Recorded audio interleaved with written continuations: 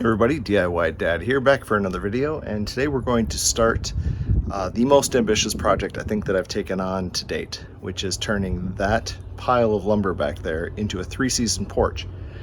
Here we go. This will be a multi-parter.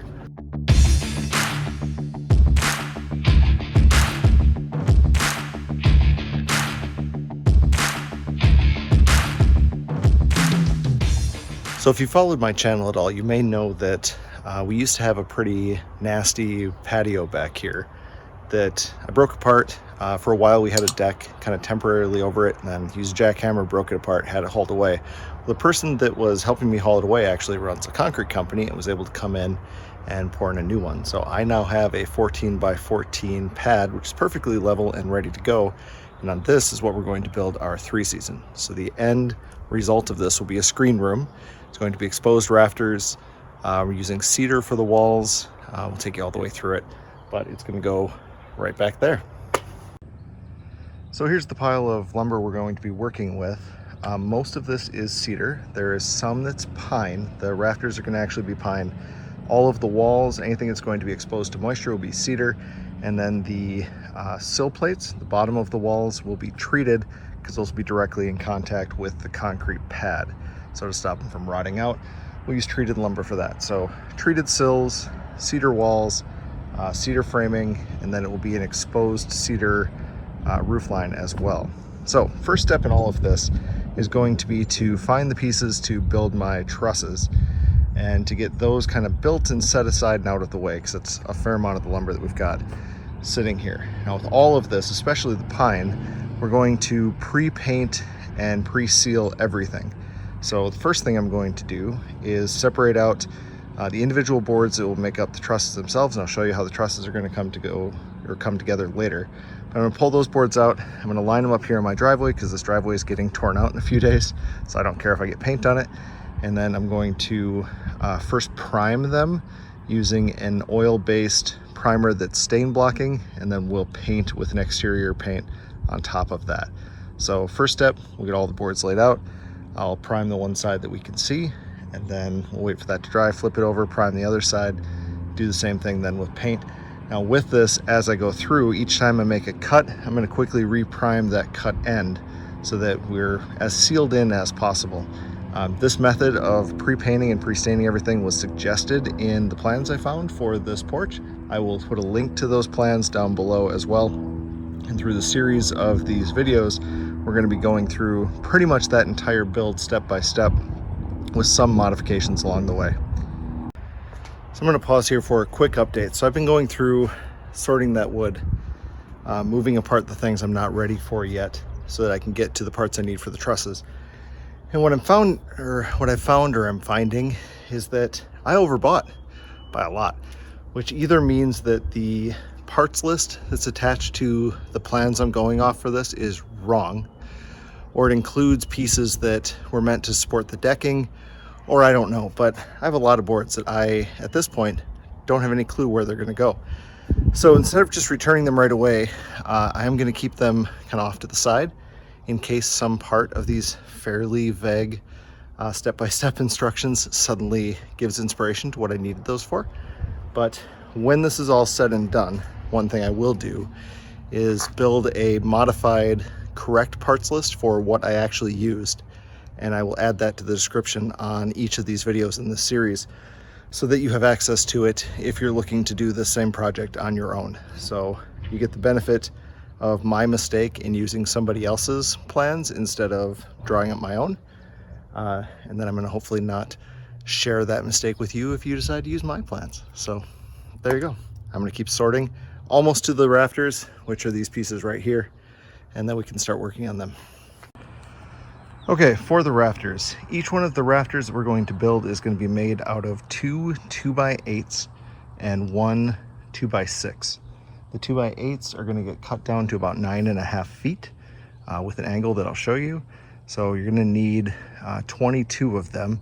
I have 12 footers here, and the scrap pieces, the parts that are left over, we're going to use in other ways as spacers and a few other things. So I think it'll be a pretty efficient use of these boards. So you'll need 22 2x8 by 12s in order to accomplish this.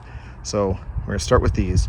We're gonna cut these and then we'll move them over here and I'll prime and paint them. So I'm gonna cut them first so I don't have to go back and reprime the cut ends later. But we'll paint everything before we assemble. So first thing we're gonna do is we're gonna take one of these 2x8x12s and we're gonna cut a 22.5-degree angle, which on most miter saws is going to be a preset. I've already gone through and trued the saw so it's square this way and that way, so I know I'll get a decent cut out of it. It's got a fairly new blade. So we'll be cutting our 2x8s there, and then the measurement between the kind of leading edge of the cut and then the inner edge of the back cut is going to be, I believe it's 9 feet 4 inches, but I'll put the graphic up on the screen just as confirmation of that. So we've got our first board set on the saw, and I want to give you another quick tip for this. These are rather long, and obviously my saw table is not going to hold a 12-foot board very well. But what I do have are a bunch of these collapsible roller stands, which I bought at Harbor Freight. I think they were like 10 bucks a piece. These things are amazing when you're using longer material. You can set these so that it keeps the board nice and level. And then because they're roller stands, if you have to drag the material back and forth, it's going to do that without tipping these over like it would a sawhorse. So it's a great way to handle larger material. I actually have 4 of these, and I may put the other 2 down on that side so that I can use both sides of the saw without having to readjust. Now for the rafters, the first cut, we're just basically going to cut this end off. So I've got it at 22.5, and I'm looking at the end for any imperfections and things. I don't need every piece of scrap from this, so like this, I'll move this down. This is where those roller stands come in handy, but I'll move this down so I'm past any of that kind of stuff. I'm going to cut this off, and then what we're going to do is pick this piece of wood up, walk out, turn around, and come back and use the saw in the exact same spot. And then at that point, we're going to measure and we'll do the next cut. So I'm going to cut this one and then we'll check back in. So I've got my board swung around, so the cut end is now down there and it's positioned, and we need to make the inside of the next angle 9 feet 4 inches. So I've got my tape measure on the very point, and I'm running it down here to 112 inches, and I'll make my mark right there. So with my mark set, then I can slide this down into the saw. Now, whatever method you use to translate this measurement to the blade, just make sure you're doing it consistently. The trick with these is to get each of the cut pieces as identical as possible so that when you assemble them, the rafters are as close to even as possible. It makes it a lot easier for your soffits to line up and for the roof to look nice when you're done. So however you do this transition, just do it consistently across every board. If you have somebody helping you, I would put one person on the cut station and make sure that they do each piece and that they're doing it the same way. Once we're done with this cut, that board is going to join the other 21 that we've already cut. And then I'm going to use a paint sprayer to spray primer on these, let that fully set up, then I'll flip them all over, spray the other side, making sure I get the open cut edges as well. And then we will be ready for the first part of assembly. There's gonna be a few more pieces for the crossbar and for things we'll need with the rafter, but we'll have the main piece of material done. Well, the next part of our truss assembly project requires the use of a spacer board. So what I'm doing right now is figuring out the actual measurements of that. And to do this, I've taken the cut pieces off a couple of my rafters and I've cut them all to the same size. That's the piece you see on the bottom there. I'm using 2 other cut pieces to figure out the angle, because the spacer board's going to live up in the peak. So essentially, I'm laying those across the top, and I've drawn a line. In order to get them lined up, I first measured halfway down the board and drew a plumb line, and then just lined the pieces up against it. This one, once I cut it then, will become the template for my other 4 pieces that are all the same length, and then I'll have my 5 spacers that I need for my 5 main trusses. Once your 5 spacers are cut, we can build the first part of the rafters. So we're going to take 2 of the pieces that we've already primed and painted, set those up. We're going to then put this spacer block in place and screw this in. And then another set of our primed and painted rafters is going to go on the top here. And then this spacer is really there to accommodate the width of the stringer that we have to put in as well, which is going to go right about here, which will be a 2x6. All right, we've got our crossbar placed, and you see I have just 3 screws placed to hold this in. These aren't going to be what actually holds the weight. We're going to run some bolts through this. So you want to make sure that the screws you place in to kind of hold everything are not in line with where your bolts are going to go. So we're going to bolt through the outer piece, this middle piece, and the back with a couple 5.5 inch long 1/2 inch bolts about right here. So make sure that your screw locations aren't going to interrupt where you drill your bolts through. Additionally, this is probably the one step that's the most fiddly and that you need to be very careful and precise with.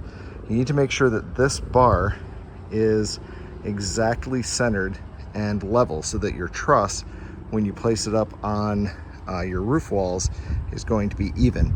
Now to do that, what I did is I measured off of this corner, so corner to here, to make sure that that measurement is exactly the same as this measurement on this side. That should give us an even layout. Now in the directions I've got, they talk about building a jig for this. That would certainly make it less fiddly.